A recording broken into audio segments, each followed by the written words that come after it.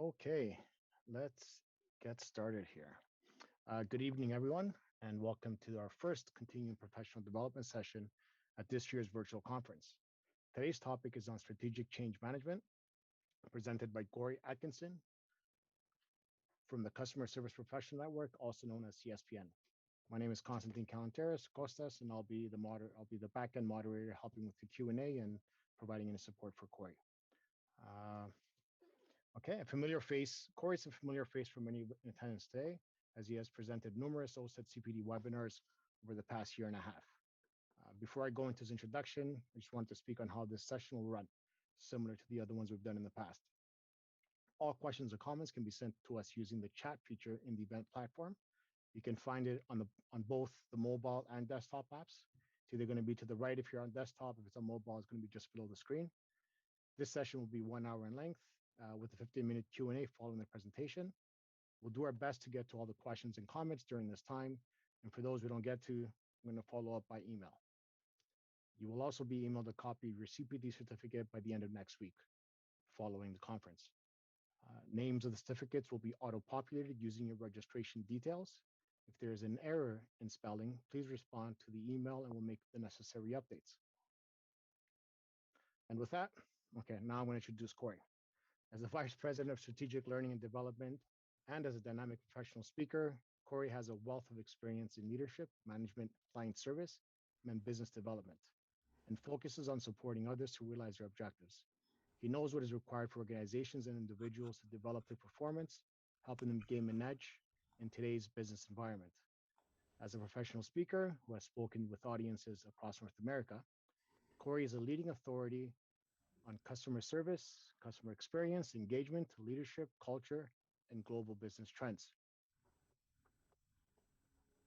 Able to engage any audience at any time of the day, Corey delivers an energy and insights to the audience organizations are looking for. His primary focus is to leave people excited, inspired, and energized to take action to see tangible results. Almost there. Give me a second here, Corey. I'm almost getting there, buddy. No problem. As a ma- As a master facilitator, he has trained and coached over 10,000 professionals from all industries and has worked with over 1,000 organizations. He is an avid developer of accelerated learning methodologies and experiences, programs, and systems, all designed to turbocharge learning and rapid development. And with that, I would like now to pass it off to Corey and let him take it away. Corey, Thank you so welcome. much. Thank you so much, Costas. Appreciate that. Thank you for sharing some insights on my background. But my focus is always on the audience. So welcome, everyone. Hope you're doing well. Obviously, I'm sure there are some familiar faces out there. So good to see you if I could see you. And if you're new, then welcome aboard. Hopefully, you'll get a lot out of our time today. So, team, let's get into it. Let's talk about strategic change management. I mean, change is around us. What do they say about change? It's the only constant, but the more things change, the more they stay the same. So what we want to do is really get a little bit clearer today on what can we do, having a focus of your conference on being resilient. How do we also extend that to being strategic in our change management processes and initiatives?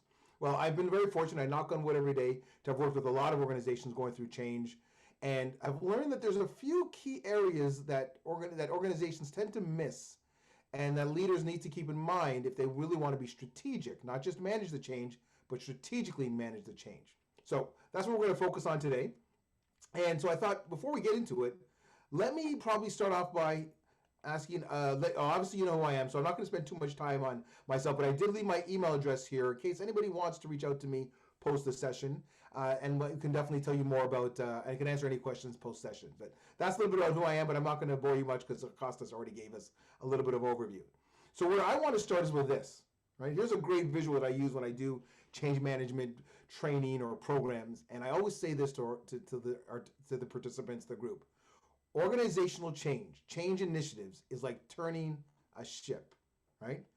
The people at the front can see the change, but the people at the back may not notice for a while.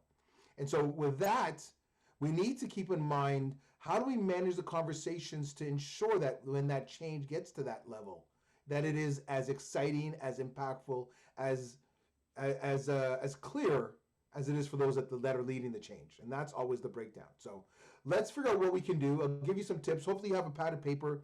You can make your notes, throw your comments into the chat. and I will ask you some questions, so Costas might feed me some of your comments. And I'll do my best to really give you something to think about when it comes to strategically managing change. So my first question for you is this. Everyone get your fingers going. Costas is going to keep an eye on the chat. My first question for you is, when you think about change, your experience, what you know about change in organizations, what have you found? Well, not what have you found. Do you have an idea of what percentage of change initiatives fail? That's my question for you. So throw your answers into the chat. I wish I could see it, but Costas will keep an eye on it. He'll start to read out some numbers. Out of 100, what percentage, we're talking, across all industries, at all levels, at all sizes, what percentage of change initiatives actually fail in that they do not happen when they had first set out to happen? Like, they eventually come into play, but they don't happen when they should. Let me know in the chat, and Costas can throw me some numbers or give me some feedback if he's seen anyone put any comments in the chat. I think a lot of our members are kind of along the same line of thinking. We're getting a lot of 80, 85%, 75%, Yeah. 90%, 75, 80, 80, 90. So it's somewhere along that. And then we have All like right. 40. So Costas, we got a sharp group of people because they are right. It is over 70%. Over 70% of organizational change management processes fail, but change itself isn't this stumbling block. So think about that, right? And that source comes from McKinsey.com, leadership and change management. You can see the source there at the bottom. Over 70%. So everybody, good start. All of you are in a good place. You can stick around because you already know some of the answers. So the question then, team, part two of this one, Costas, I'm going to come back to you in a second, is what's causing that, right? Because change is common and it's natural and it's even inevitable, as we know. Seasons change, people change, mountain ranges change, yet successful change management remains a lofty, even insurmountable challenge for many organizations, even in today's business world. And why is that? Well, that's what we're going to do today.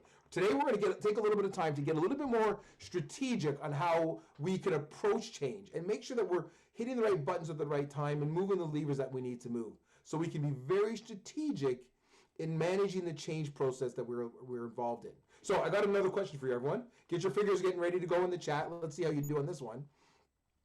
What is your experience showing you to indicate the primary reason for change initiatives? So I've got a couple of options here. I've got about 9 of the top 9 reasons why change fails. I'm going to ask you to see if who can guess the top one. 9 times out of 10, regardless of organization, industry, or size, or scale, this tends to be the number one reason why change fails. Let's see if you can pick out the right answer from the screen here, and we'll see what come up with. So I'll give you a moment. We've got ineffective communication, lack of buy-in, neglected stakeholders, lack of tooling or the right tools and processes, lack of vision, underestimating the scale and the scope of the change, strategic shortcomings, inertia or lack of endurance, or active resistance. What has your experience shown you? What do you think is the number one? I've got 3 that I'm going to focus on, but I want to see if anybody can guess the number one. So I'm going to go back to Costas. Costas, any answers coming in the chat yet? Let's see what we're coming up with. Yeah, we got a lot of answers. First part to your question there, we had a few saying resistance to change. We've all done it this way. Poor foresight, resistance in time. And good. To this question here, we have David says ineffective communication. Jürgen says active resistance. Emily says poor rollouts. Peter, lack of vision. Okay. Anticipation, communication. Comms. Comms seems to be a big one. Okay, good. So comms seems a big one. Is there another one that's a close second? We got scale of scope here from Kyle. Underestimating scale and scope. Yeah. Lack of vision from Peter.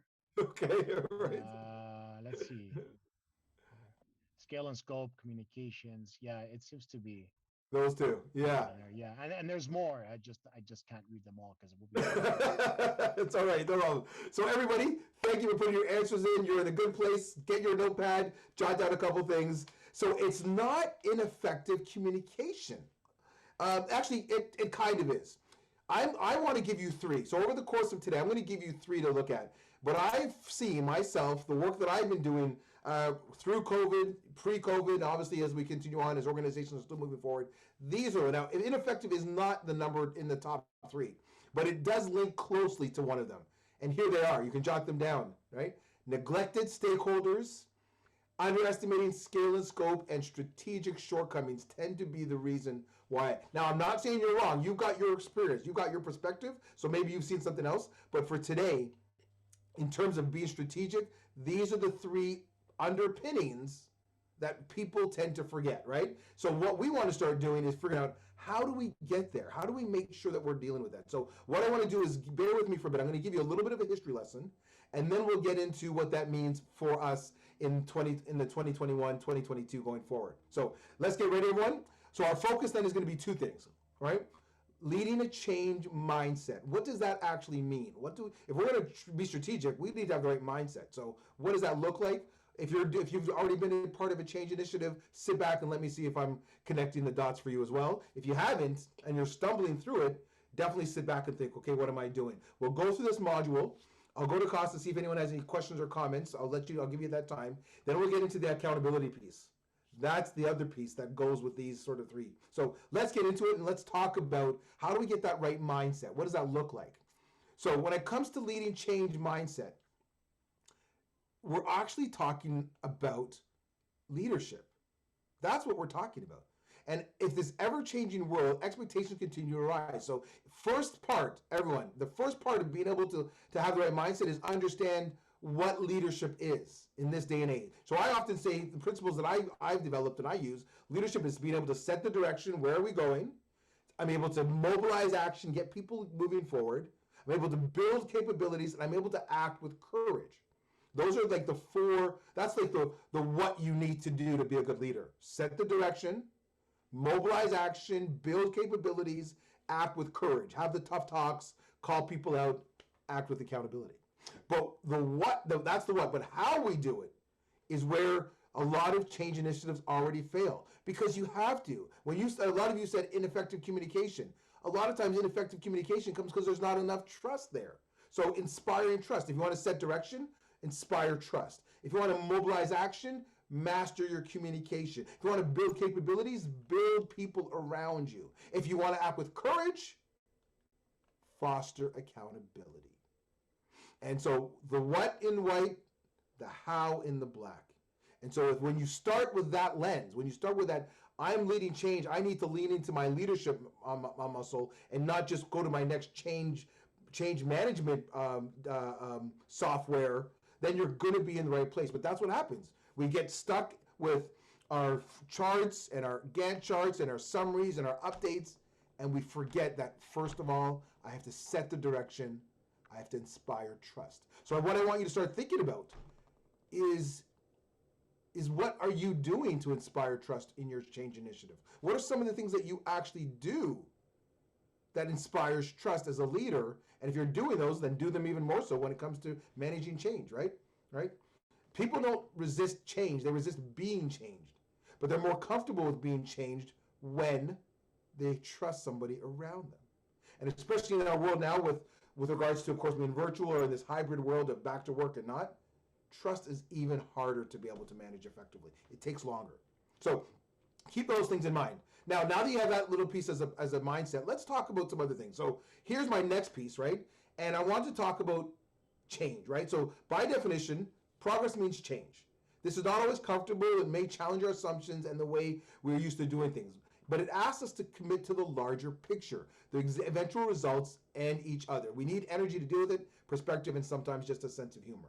So this is what change is all about. So we need to start to figure out, what do we do right now to manage change? And are we being strategic in that? And what else do we need to do? So before I go any further, right, before I go into this, oops, I went too fast here. I want to find out from you, what are some of the strategies that you use to manage change?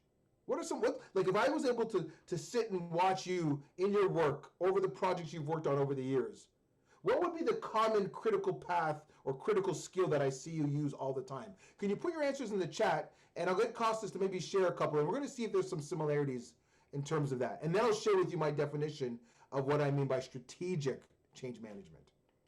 So take a moment. What do you do to make sure you are being as strategic as possible? What are some of the things that you do to make sure that you are managing change effectively? Put your answers in the chat. Costas, if the chat's blowing up, let me know what you're seeing so far.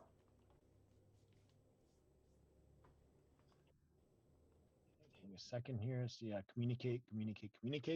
Okay, good. Joseph says group brainstorming Good. to ensure inclusion of ideas. I like that. David, Okay, good. All right. David says define what if anything needs change. Okay, I like that. Okay, from Dennis, we got implementing latest standards and sharing with local officials. Okay, all right. Dealing with the Jason, public sector, yeah. yeah. Jason, we got pre-developed process with templates. Okay. Mary, include those affected. All right. All right. Ina, getting as much of possible information. Okay. All right. All right. Get as much information as possible. All right. Yes. So a couple of similar ideas there. Seems like you're all on the right path. Let me give you a little perspective here. Jot this down. When it comes to strategic change management, right? I like to define it as the process of managing change in a structured, thoughtful way. Some of your answers definitely aligned, right?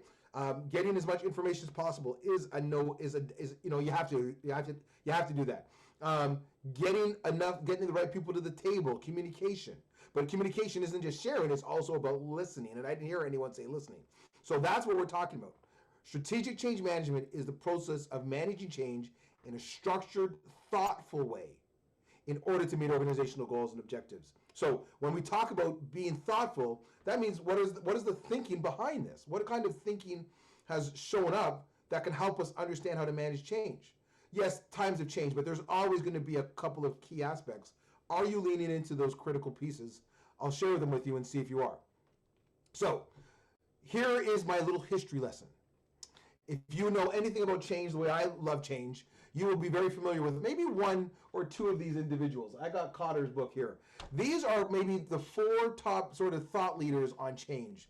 We've got Kurt Lewin from 1947. We've got Rose Elizabeth Moss Cantor from 1992. John Cotter, 1985. Peter Senge from 2000. So these are four big models that you're going to want to start thinking, am I been using them? Am I already familiar with them? Let me share them with you. The first one, of course, is Lewin. So back in 1947, he said that it was really three things: freezing, moving, and then refreezing. And he talked about all these different pieces. Examine your current situation, increase the driving forces, take action, involve people, and so forth. That's what Lewin did. Years go by, and Rose, is it Rose? I think it's Rose. I think it's Elizabeth Rose Cantor, Moss Cantor, came up with from Harvard. Came up with this model. A lot more pieces to the puzzle. Analyze the need for change. Create a shared vision. Separate and create urgency. Support and sponsorship. Implementation. Develop. Involve. Reinforce. A lot more pieces to the puzzle as our worlds got more dynamic, and there was a lot more stakeholders involved. And then John Connor came by not too long and really blew up the map when he came up with his 8 steps to managing change, right? Really has become a guru in the world of change, establishing urgency, forming a coalition, developing and power planning, and so forth. But not too far from Cantor. And then Peter Senge, leadership guru himself in 2000, came up with a little bit something easier. He still has some sub-steps to this, but he came up with initiating change, getting it started, sustaining the momentum, and redesigning and rethinking.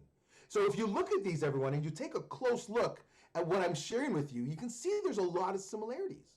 So where do we need to be strategic? Well, we need to figure out which model works most of the time. Now, again, I don't know all of your businesses and where you're at, but I have had the fortune of working across many industries. Obviously, the tech industry, utilities, healthcare, retail, logistics. And I've noticed that there seems to be two that seem to be the ones that I would throw out to you to lean into. And there are these ones. It is Lewin and Cotter.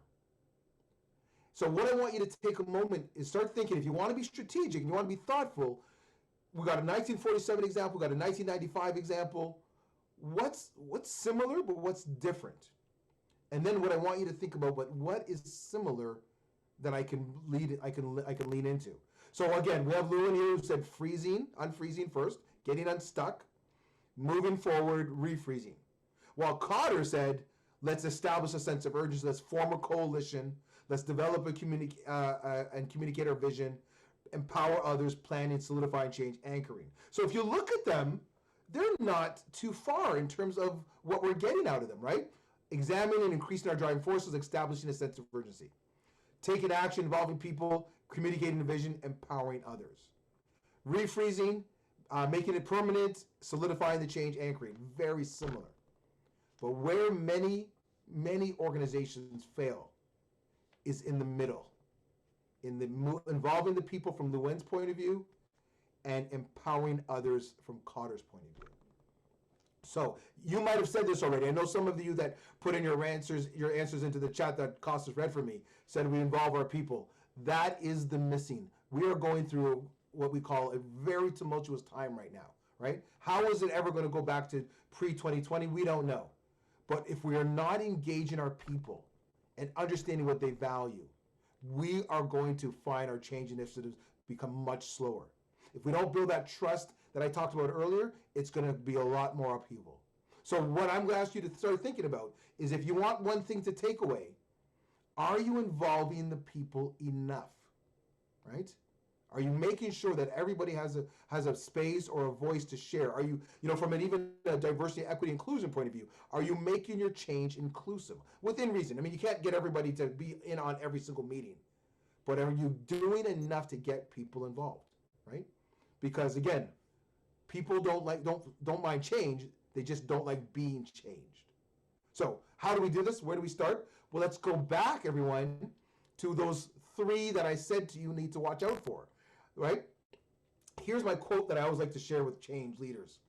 Leaders do people, period. If you want to take one thing away from this, it's make sure that I'm involving the people the right way. Slow down at the front, be slow and steady in the beginning to make sure everybody's on board, and you'll move a lot faster, right? I don't know if any of you have ever gone rafting. I went rafting years ago up in Ottawa. Maybe you've gone down to where it's in Las Vegas or wherever. But if any of you have ever gone rafting, before you get in the raft, you spend an hour to 90 minutes, almost as much time as you're in the water doing the shooting the rapids, as you do on the deck, making sure that everybody's ready. Leaders do people, period. And so when it comes to change, that's the strategic initiative. Are you leaning into connecting with the people around you? So let me give you a couple of tips, and then I'll give you a case study, and then we'll get into our questions and see where it goes. So if you want to jot down a couple of things, remember I shared with you, I said there's 3 big ones, right? That kind of aligned with ineffective communication, lack of vision, and active resistance. So what I'm going to do is I'm going to go through some of these perspectives, and I'll give you a couple of tips that you can actually run with to add to your tool belt. So I'm not just giving you what the challenge is, but I'll actually give you some actual mechanics that you can use. So let's talk about neglected stakeholders. Obviously, that's people. That's why we start there. So it's easy to assume who our main stakeholders will be in change. But successful change management requires strong input from stakeholders. But if you fail to properly map out who the true stakeholders really are and what they'll need, your management efforts and your change efforts will get stuck. So one of the things, I don't know if you do this, but even in your change initiatives, you might do it in your project management, but let me know. Well, you can put in the chat, but I won't get Costas to worry about this one. But if you're familiar with the concept of a stakeholder registry, I highly recommend you either use more of that, not just in your project management, but definitely in your change management. But when you do a stakeholder registry, everyone, do an X and a Y axis. So on your X axis, put down influence. How much influence does this person have? Low influence or high influence? And then on your y-axis, hopefully I got this right, you have interest. Low interest, high interest. And then you plot them into 4 zones. People that have low interest and low influence, you want to monitor them, sort of keep them in the loop. But they are a stakeholder that you need input, but just monitor and let them know how things are going. If they are highly interested, but they're low on influence, well, keep them satisfied, right? Keep them satisfied. Let them know what's happening. Keep them aware of how we're moving ahead. If you have a person who's highly influential but low in interest, Keep them in the loop. Just let them know where you're going. Advise if necessary, but just make sure that they know. So keep satisfied so they're happy. Keep them in the loop. Here's what we're doing. They don't have to be happy, but they just need to know where you're going. But if you have people that are on your project that are highly interested and highly influential, then you want to engage and consult with them from time to time, depending on what phase of the project you're in. Do not neglect your stakeholders regardless of where they are on the influence scale or on the interest scale, which is what we do. We lean into our sponsor and we forget about the people. We lean into the team and we forget about the external customer that's actually going to be the end user. Create a stakeholder registry. And to actually build on that, let me give you a couple of other tips. You can jot them down. I'll go slowly through each one. In the early stages of your plan for change, consider everyone. And there I talked about create a stakeholder matrix. So that's what I mean. Create a stakeholder matrix, interest and influence, plot them accordingly. Number 2, get feedback early and from all stakeholders involved. Spend that time ahead of time asking the questions and probing. If you've ever, I was just talking to Costas about doing some renos in my basement. If you've ever had a contractor, have those conversations early and often so there's no surprises down the lane, down the path of your project or your renovation. Number 3, build a team to lead the change so that, but I say team, if you can, build a cross-functional team. So we saw that earlier on with Lewin's model and of course Cotter's model. But I say cross-functional because we need diverse thought. There's things that can happen that we just can't see. And depending on where some of you are and how big your organization is, you know that the left hand doesn't know what the right hand is doing. So build cross-functional if possible, letting know those cross-functional participants sort of what their role is so they don't feel like they're being dragged into yet another project. And lastly, provide roadmaps and timelines with plenty of communication. So anyone who said communication, you're already there. I can't argue with that one. We tend to miss the boat, but make sure there's some good roadmaps and timely communication. So those are some starting points, right?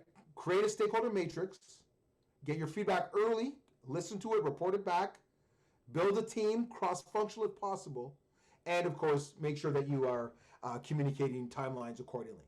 All right, so let that resonate with you. Let me know if anything's missing. If you have a question, put a big Q and then put your question in there, and that way Costas can sort of see where the questions are popping up, and he'll be able to pull them out faster. Now, let me give you an example, right? So I remember that a while back, I had a great opportunity to work with an organization, a bottling company, not one of these companies, but I want you to think about this. So consider the experience of a beverage company experienced sustained share losses and stagnant market growth in a highly competitive market in South America. What happened was they wanted to motivate 1,000 plus sales representatives to sell with greater urgency and effectiveness. They wanted to change the way they approach their day-to-day work. But 1,000. So think about how hard that could be. So what they came up with was a simple SMS message system to keep the widely distributed sales reps often on the road for weeks informed and plugged into the organization. Communication. Each rep actually in this model received 2 to 3 daily SMS messages with personalized performance information along with customer and market insights. So the market insights could be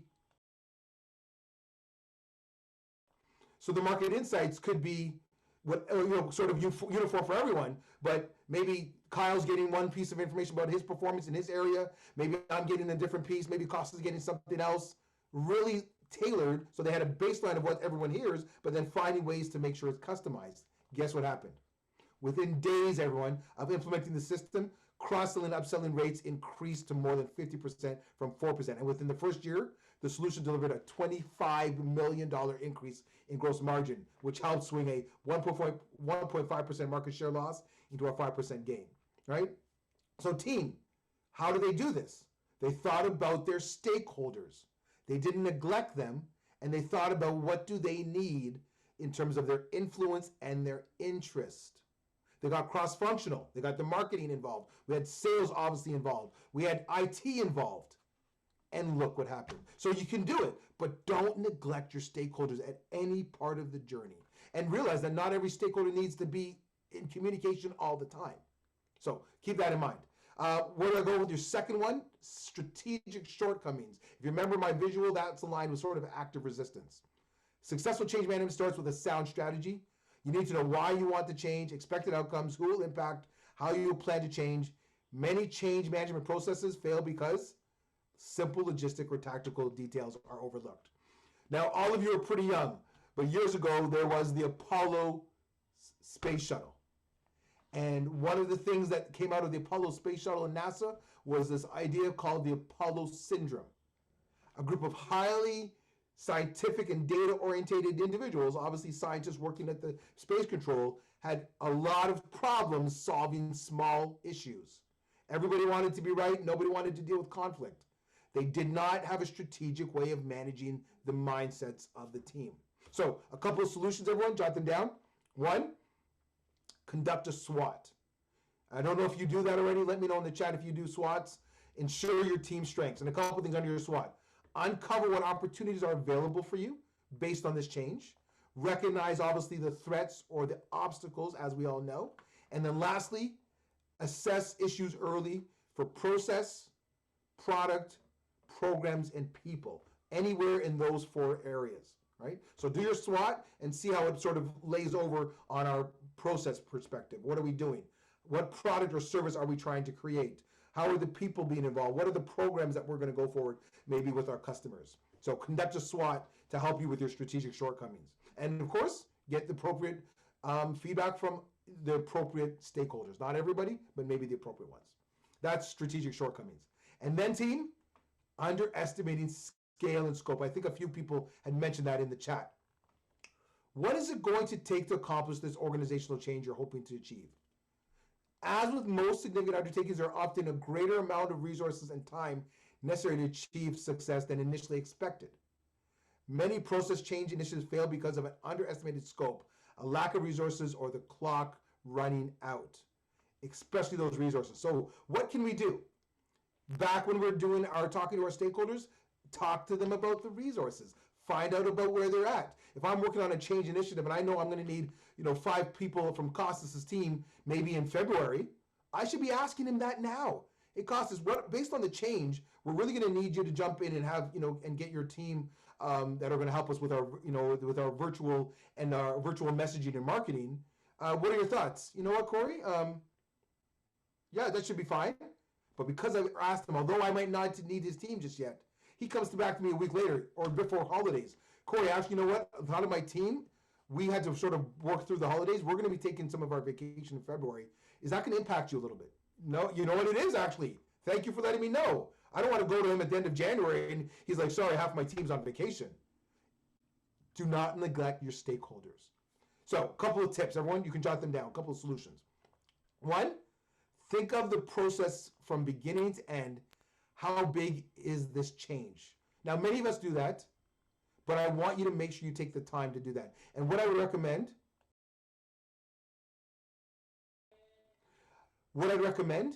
is use a Delphi model or a TMS model.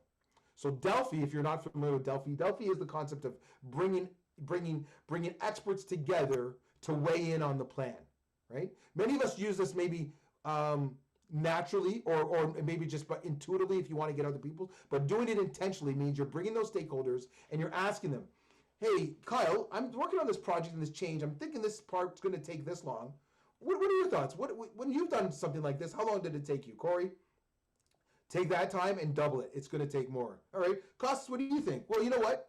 It will take more because we're actually implementing software, but this change isn't about implementing software. Kyle, Corey, I think it's going to take maybe a time, 1.5 times longer. Okay. What are your thoughts, Brendan? Well, yeah, I'm thinking it's 1.5. Okay, good. Now I've used the Delphi model of getting experts to weigh in and give us a better look at how much time we really have. What do we need? The TMS model is called Tell Me a Story. And when you use the Tell Me a Story, you actually tell a story where you use visuals, your graphics, your PowerPoints, whatever, and you show people sort of the main stopping points on the journey from change beginning to change end.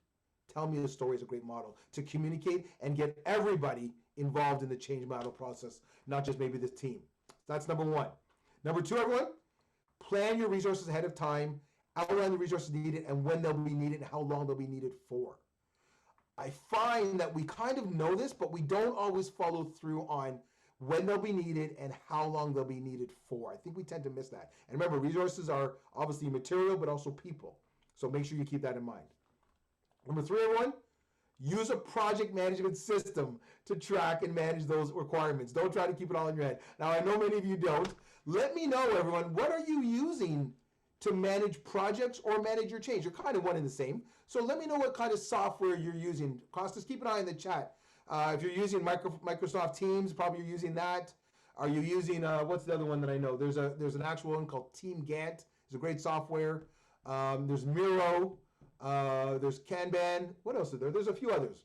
Costas, is anyone putting any of their ideas of what they use in terms of software into the chat? I got one here from Melissa, says Reform. Carl says Kanban. Yep. I know there's Mondays out there. I'm not sure Monday, if yep. one or not. Mm-hmm. What we got here, and I'm sure everybody uses Teams, like Mitch said here. Yeah. Jira, Basecamp. Yeah, that's what I was looking for. Basecamp, Kira's, yeah. All right. So Reich. Yep. Right. So quite a few.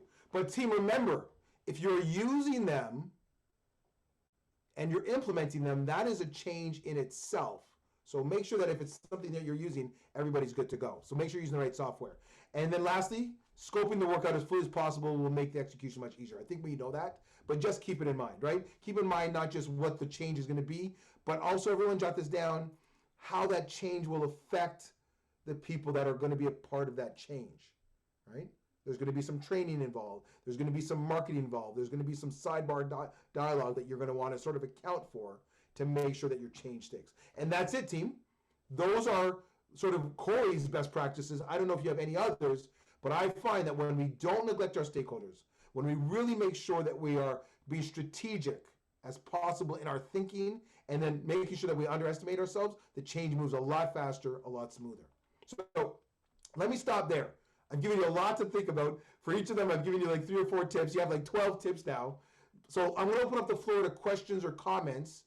Does anybody see any potholes, or is there anything that maybe I've covered too fast and you're like, well, what about this? Corey, I'm in this type of industry.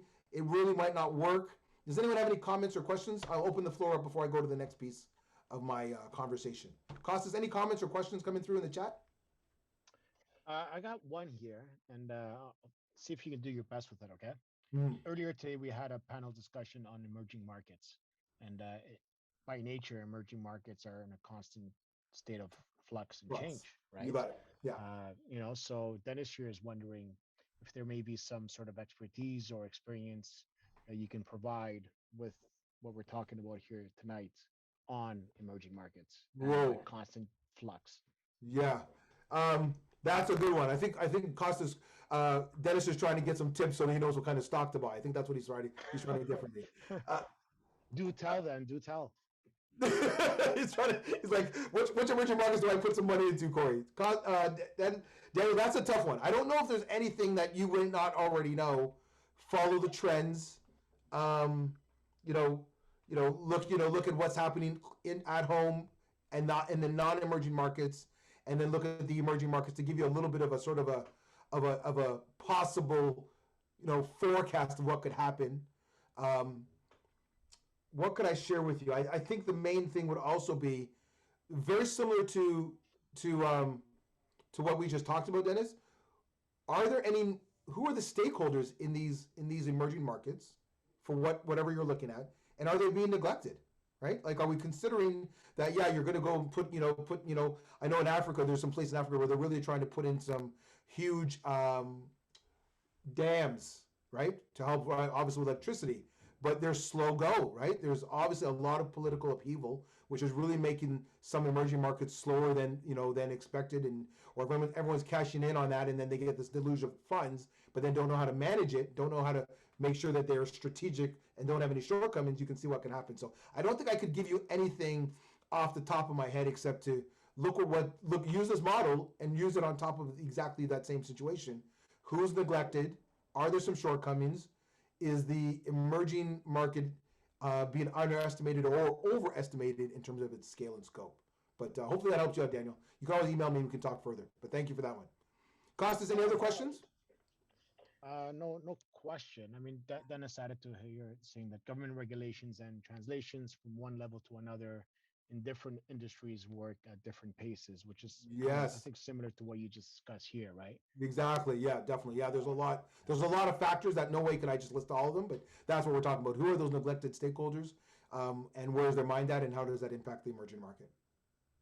A comment here from Ramos where he says, "I'm in the medical device manufacturing, and in all changes we do is analyze risk." So Yeah. their change is constantly analyzing the risk to end user, purchaser, and so on and so on, right? Yeah, yeah, exactly. Which is a part of just which is a part of just good project management, right? Like, what are the risks and how do we mitigate those risks? So, good comment there. Thank you. All right, so we're moving along. We've got a little time left. We still got a little bit of time left. So, let me cover off on two more pieces for you, and then I'll let you. We'll open up the floor to any other questions or comments. But hopefully, some of these ideas around these three nuggets will really resonate with all of you. So, let me get into the next piece of the puzzle, and that is. Oh yeah, here we go. So, last little piece I want to share with you is this: when the winds of change blow, do you build windmills? Sorry, do you build walls, or do you build windmills? And that's really the mindset that we're talking about. So when I talk about that mindset, everyone, I really want you to consider, what do people go through at any level when they're going through change? And there's typically 7 mindsets. You can jot them down, right? So when it comes to our mindset, to be strategic, not only do we need to focus on our mindset of looking at those 3 pieces I shared with you, but also the mindset of the people going through the change.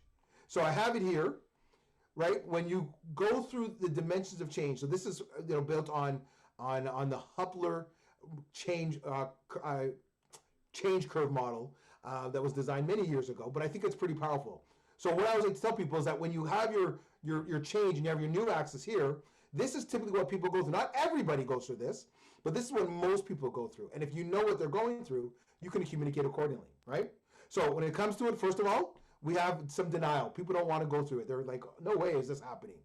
Then they get a little bit confused. What? Why are we doing this right now? This is not a good idea. Then we get the anger and the resentment and the blame. I don't want to do this. This is not a good idea. This is going to be hard. And then some people finally let go. Okay, whatever. That's what you want. And then finally we get into a little bit of frustration as they start to explore this change. A little bit more of optimism. I get this. I get it now. I'm with you. And that ultimately takes us to acceptance and commitment. So what you might want to start doing is, as you map up your change model, is map out, where do you think the mindsets of different departments will be, or the organization will be, if it's not sort of going through some tough times. If you figure out what their mindset is, you can call that out and let them know that you understand where they're coming from, and then of course have the right communication. So just wanted to keep that in mind for you, that make sure that when you're going through change, think of the mindsets of the people, your stakeholders that are going through the change as well. And you will find that change is much easier, right? Because obviously there's going to be some key different ways to be able to communicate to this group. All right, so that's the last piece around the change mindset, yours and the people that you're dealing with. So our next piece of the puzzle then is going to be, how do we keep everybody accountable? How do we make sure that we are all moving in the right direction? Where's my screen here? There we go. How do we make sure that we keep people accountable and on the same path? This is where it gets a little bit tougher. So my first question for you is, how do you define accountability? That's what I want you to think of. You don't have to put it in the chat, but I want you to think about it. How is accountability different from responsibility? Because once we get clear on that, it is a lot easier to manage change and hold ourselves and others accountable. So here's what I use. So Molière, if you see at the bottom, is a great French playwright, and did a lot of different interesting plays on sort of the comedic side of life and its I guess its weirdness. But one of the things that he sort of came up with was accountability. It's not only what we do, but what we do not do that we are accountable for. Look what I have you on the screen here. If you remember my first screen around the leadership model of set direction all the way down to foster accountability, acting with courage by providing or creating clear direction, setting direction, allows for a structure that reinforces follow-up. So if we act with courage, we set direction better, we inspire trust, which then allows us to follow up and and then drive accountability. Make sure that people are held accountable for what they do. Now, here's the problem. When it comes to accountability, we're not always clear on what that looks like. And actually, what's even harder is that it requires communication. So before you think about accountability, make sure that you are very clear on the communication process. So real quickly, when it comes to communicating, we have a couple of different perspectives. You have your sender, that's Corey. And I'm going to come with my personality and my experience and my biases and so forth. And I got a message, right? Make sure that you have the right mindset. Make sure that you act with accountability to be strategic in managing your change. And then I show up today, you show up today on Tuesday, and I code it, I put some slides together, I think about my conversations and my stories, and then boom, we show up for the medium, which is Zoom. But you're sitting there wherever you are across the province, across the country, and you, of course, are decoding it. You're taking it in and you're like, yeah, I don't know. I like that. I'm not sure about that. And then if we were in dialogue, you would become the receiver, and then you would put together your message. You would put together, of course, your encoding. You would, of course, make your comment back to me, and then it'll come back. And so these are all the pieces of communication. But the problem is, everyone, is there's a lot of noise in this dialogue, right? There's a lot of stuff that's getting in the way of communication being crystal clear. And if you don't get those things out of the way, you could find your change being even slower than you'd like. But when you get them out of the way, change moves much faster. So what does this mean? This means that we have to get very clear on what noise we're talking about. So I want you to jot these down. I define noise as the interference in the system that blocks understanding. So noise doesn't have to be, it's actually noisy in my house. Noise can be silent. Here's some noise to watch out for. And if you are in a change process right now, you definitely want to watch out for this noise. One, environment, right? What's the environment go like right now? We're virtual. Some people don't want to go back to work. Some people don't want to are against the vaccine. Some people are for the vaccine. I'm going to stay home. What environment are you in? What perceptions are getting in the way, right? Who do we think about all day? Ourselves. What do we think about in our given departments? Our departments. So what perceptions are getting in the way of your communicating? Language, right? Like I said to Costas, he's in marketing, he's in event planning. I'm in leading the conversation to make sure everyone has the tools. But he and I have a different language, right? Sales and marketing have a different language. Customer service and operations have a different language. Finance, we know finance has a different language, right? Then there's the emotions. Have we recognized the emotions that everyone's going through? And then everyone, we get into wordiness and we get into bias. So what you want to start doing is start thinking, as a change leader, are there going to be what noises in the system that I need to recognize and pull out so that my communication is crystal clear? And if you do that, you are being accountable as a leader and a change manager and a change leader, because you're recognizing not just the what, you're recognizing the how. So let me give you a bit of a definition, and then I'll leave you enough time to maybe ask a few questions. So here's what I want to leave you with. Remember, I gave this to you before, right? It's what we do and what we do not do that we're accountable for. Acting with courage and providing a clear direction and allowing for follow-up allows us to be accountable. But I'll give this to you. I asked you what the difference between accountability and responsibility was. Check this out. This is my definition of accountability. Behavior must equal consequence. So if I'm working with you and we've got to do something on this change initiative and I fall off, you've got to hold me accountable. Corey, what happened? What's going on here? And there's got to be a consequence. There's got to be some result. And that consequence was you call me out. Corey, what are you going to do? How are you going to sort of get back to where we need to be in a tactful, professional way? But if I meet the needs or I'm able to hit the goals or put in the necessary plans that we discussed, you as my leader are also accountable to call me out and say, great job, thank you for doing that. Recognize me. I don't need a whole fanfare. But how many of you, when you ever receive positive feedback, automatically think, oh, thank you, watch me next time, right? So accountability the behavior must equal the consequence.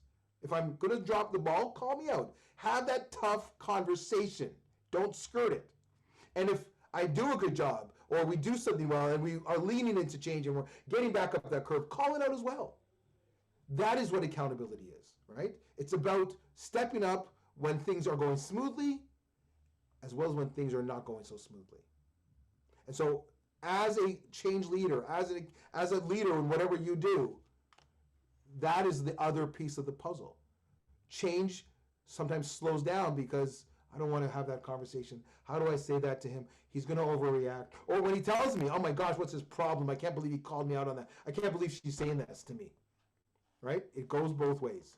So, team, let me give you a couple things to consider that can hopefully help you in holding people and team members accountable in your change initiative. Here it is. One, make sure that your purpose is clear, right? So go back to our stakeholders. Make sure that we know where we're going. What standards are we looking for? Number two, make sure expectations, I've said this before, are clear. What are we looking for in this change? Be very clear on that. And number three, communicate and align. There's communication again, but get everyone on the same page as to what we need to hold people accountable to. This isn't when your change has hopefully happened and now you're reinforcing the behavior or the thinking that you need. And then 4 and 5, everyone. 4, make sure that you coach and you collaborate. Making sure that there's collaboration. Set up some measurements to quantify successes, whatever that might be. And lastly, everyone, consequences. Positive when we're hitting our goals, and negative when we need to coach for improved performance. I call it the 5C matrix. Let me go back over one more time for you. Common purpose, clear expectations, communicate and align, collaborate and coach, and consequences. And if you use those to keep people accountable in your change management model, you're going to be fine. But you have to put it in place. It has to be communicated before negative results happen, before positive results happen. Here's what we're looking for, and then everybody knows exactly what's going to happen and what accountability will look like. And that's it, team. That's what I'm asking you to consider when it comes to being strategic in your change management. So where do we go from here? I think I have in my reflection piece here. So here's a couple of things you can do. Discuss with each of the 5s with your team. Which one do you find the hardest to do? Why? And of course, which one's the most important? That's a little bit of a takeaway for you to really start thinking, if we're really going to do this, let's talk about it and get it crystal clear. So team, that is it. I think I've covered everything I wanted to cover. So I'm going to open up the conversation to all of you in terms of where you're at and go into our recap and our next steps. So let me recap real quickly what we've covered over the past 50 minutes. One, we've talked about leading change mindset. So one mindset is recognize that you need to be a leader. And remember those 4 principles, what and the how. Consider those 3 areas for strategic change management: neglected stakeholders, strategic shortcomings, and underestimating scale and scope. And also remember how people respond to change and how to get them to acceptance. Around accountability, you're accountable for the things you do and do not do. So make sure that as you're moving through the change, you are holding others accountable to the bigger plan and to, of course, the ultimate end goal.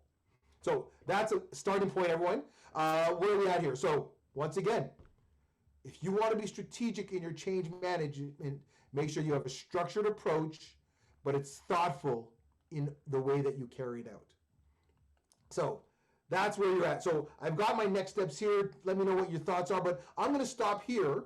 And before I go to my next sort of reminder, I want to open up the floor to questions or comments, anything that maybe I've missed or you want some more information about. We have about 5 minutes, so I'm definitely open to some conversation before we wrap things up. Costas, I'm turning it over to you. Do you have any questions, or are there any questions in the chat? Uh, no questions. I mean, there's a few comments more said earlier. Best to have a common reference point that management, test, warehouse, and production all see the same information at the Yeah, same time. I like that. Nima mentions here responsibility. I'm going to assume these are equal marks, Nima, but so responsibility equals focus on task responsibility equals focus on the result. Mm-hmm. Dennis loves the summary and it's all tying it back together. And just as an FYI to everybody, this is being recorded. So if you're getting writer's cramp on your fingers, don't worry. We're gonna have this uploaded in the exact same session item tomorrow, so you can always watch it again. Yeah. David says, "Thanks, Corey. A quick and positive takeaway of strategic change management." Uh, we're open to questions, everybody. So if there's something specific that you're experiencing with a coworker, with a situation, something that you might want to get an opportunity to have a different opinion on, now is the time to ask them. Yeah, open the floor. Anything come to mind? I'm open to any thoughts or questions. But you have now a real, hopefully, much clearer strategy around managing your change and being strategic. The hard part, of course, is implementing it and putting it in practice. So I'm giving you a lot to think about, but throw the questions in the chat. I'd be more than happy to answer a few of them. A comment here from Kyle saying knowing your own capacity so that you can request help when needed, Mm-hmm. Yeah, yeah. which I That's a find a great. common one. Yeah. Sorry, Corey, go ahead. I was going to say that's a really good point. Is that we've talked a lot about sort of the what we have to do, but Kyle's comment is making sure you take care of yourself and asking for help, asking for support when necessary. Definitely is a great idea. Definitely would not hesitate to remind people of that one either. Absolutely. Hmm. Another one here from Eric. Also, you don't overpromise. Uh, management transparency, I think, is a good one too. Mm-hmm. It's a big Yeah. one. Being transparent in your process, in your goals, and your objectives, and how you want to get there. Yeah, definitely, and that's that's what this is all about. Is like really making sure that we're very clear that everybody sees the same thing. I mean, you can be transparent within within a reason. You don't have to, it doesn't not everybody needs to know everything, but definitely where we can feel comfortable sharing information is always important, and that allows people to feel more confident. When they feel more confident, they trust. When they trust more, they perform better. So it's all connected. But good comment there. I got a question here from Tim. Um, if age factors into willingness to accept change, as technology is a big factor for some stakeholders, Mm-hmm. is that something? Do you think age is a factor for accepting change or willingness to Oh, accept it? Tim. I don't know, Tim. I would say it depends on the person if that's a bit of an easy way out, Tim. I mean, there's going to be a natural tendency for one as they get older with experience to be comfortable, right? I mean, that's a part of life, right? We all have a fight or flight mindset. We want to be comfortable, we want to be safe, and change can be hard. But I think it's the routines and the patterns that we go through. But I've worked with a number of organizations just over the past little while, and I've seen regardless of the age, people that are jumping in, they're all on board with the change, and others who are like that are maybe at a younger age that don't want to go through the change. So I don't necessarily say it would always be the case. I think it's important to understand the mindset, and does the person have a growth mindset versus a fixed mindset, Tim? And that will really dictate you. But I don't know if just age alone. It would be natural that people as they get older might want to get set in their ways, but it doesn't mean that's for everything. It doesn't mean that's for everyone. So I would really take each person, age included, case by case, and not say that they're not all open for change. But good question That- though.